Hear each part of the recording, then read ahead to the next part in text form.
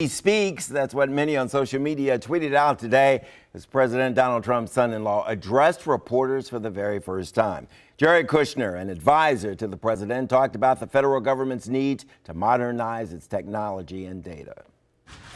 We created the White House Office of American Innovation in an effort to bring business sensibility to a government that for too long has relied on past practices as automatic justification for their continuation. Kushner did not address the Russian investigation or is hiring a legal team to represent him in the investigation. Now, Kushner is known as the man of few words, but when it comes to the Middle East peace, the president apparently believes he's the best man for the job. He is so great. If you can't produce peace in the Middle East, nobody can. Wow. A White House official says Kushner will hear directly from Israel's prime minister and Palestine's president. Kushner will travel to the region on Wednesday. He's likely to make a number of trips to the region after that. Since the 1970s, the U.S. has been actively involved in the peace process in the Israeli-Palestinian conflict. So we want to know, can President Trump and Jared Kushner deliver peace in the Middle East after all others have tried and failed? Head over to WUSA9.com/vote and you can weigh in. We want to hear what you have to say. Joining us tonight, Saeed Arikat. Is that right? Right. He's with the Washington Bureau. He's chief Washington Bureau guy at the Palestine Al-Quds Daily. Okay, that's the largest newspaper there. Sarah Stern, founder of the Endowment for Middle East Truth. I want to back up. $59 million for a congressional race in Georgia. Is that ridiculous? It's really astounding. It's really astounding. We can disagree on a lot of things, but we can agree. That's a lot of money. All right, thank you very much. Sure. What is Jared Kushner going to bring to the Middle East peace talk, negotiations, conversation, whatever? Well, I mean, he has a tall order. I mean, remember, you mentioned that the United States has been involved in Middle East peace since the 70s. I mean, you had giants like Henry Kissinger and Cyrus Vance and James Baker, and then John Kerry and Madeleine Albright and others.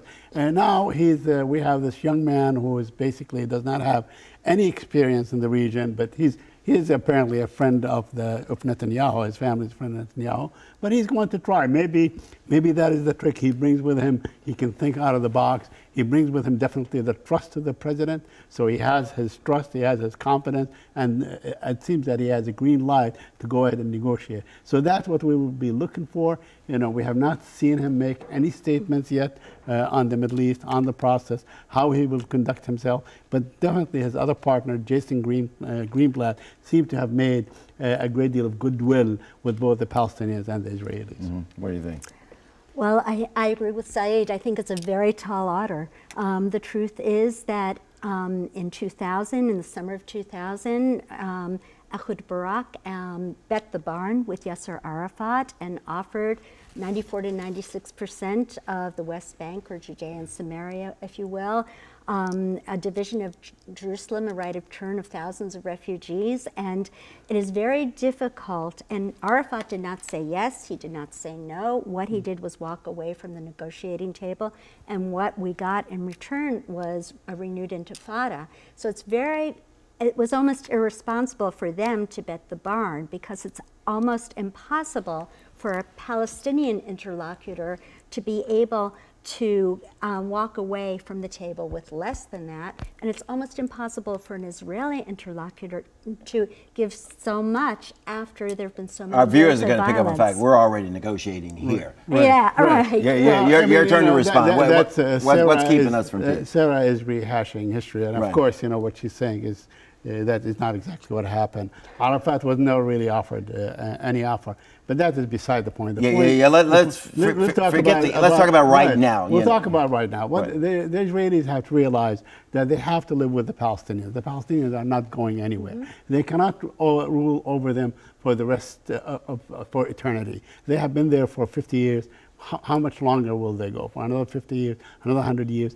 Palestinians cannot live like they do, you know, enduring checkpoints all the time, enduring closures, enduring. Does it have to be as a separate state? There has to be. The Palestinians must realize their right to self-determination.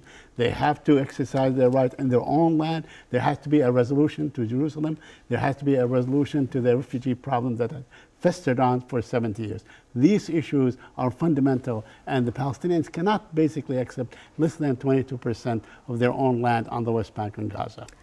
Okay, I'd just like to respond that I think that most Israelis would give land for peace in a nanosecond, as I would, if the person on the other side of that negotiating table shared that same objective as peace. Right. And the true litmus test for that is that they have got to stop teaching their children that all of pre-1967 Israel, including Haifa and Tel Aviv, will one day be theirs. When they stop teaching that map of Israel that we all know is part of Palestine, then I think we could really start talking about peace. What is Jared Kushner going to bring to the table that isn't already there, that hasn't already been tried and proven, that it's not going to work? We can't agree. What new, what, if anything, can Jared Kushner bring to the table? Well, I tell you what, like I said, he brings the trust of the president. I think the president, to his credit, made very strong statements about being committed to some sort of a peace process. He said that if Jared Kushner is unable to do it, no one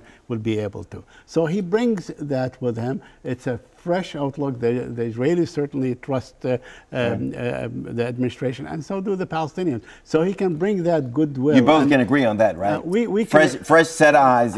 Right. Okay. But not necessarily, he may not necessarily succeed in getting the ball rolling. Gotcha. Okay, let's go to Topper.